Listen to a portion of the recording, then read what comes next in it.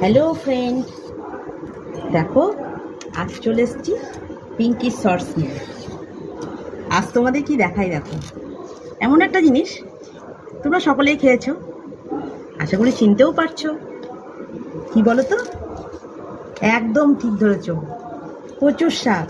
ভাবছো যা বাবা, এটা তো সবাই চেনে, তবুও কেন আবার ভিডিও?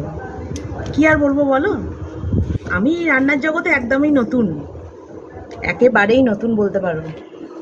তো নতুন নতুন যখন রান্না করি তখন মনে হয় সব কিছুই ভিডিও করি আর কি, ছেলে মানুষইও বলতে পারো। তো যাই হোক, কচুর শাক,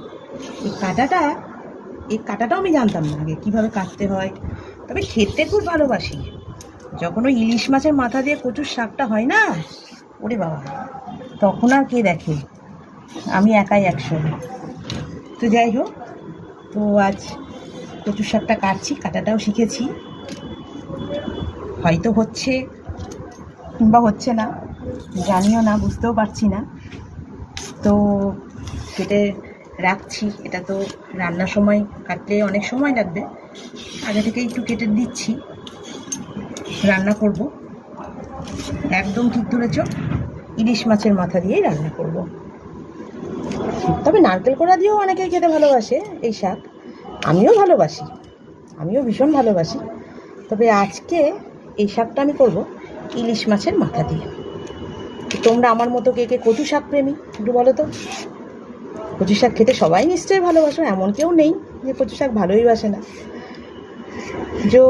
যদিও একটু কুটকুটি, মানে একটু খেলে কুটকুট করে, গলা ধরে, তো তবুও কিন্তু এর স্বাদ অতুলনীয়। যাই হোক বন্ধুরা, কচু শাক নিয়ে একটু বসেছি বলেই তোমাদের ভিডিওটা করছি। আমার ভিডিও যদি তোমাদের ভালো লেগে থাকে, তো যারা নতুন আছো প্লিজ চ্যানেলটিকে সাবস্ক্রাইব করে দিও, আর পাশে থাকা বেল আইকনটিকে প্রেস করো, কেমন? আর কি বলবো, তোমরাও খাও কচুর শাক, আমিও খাই।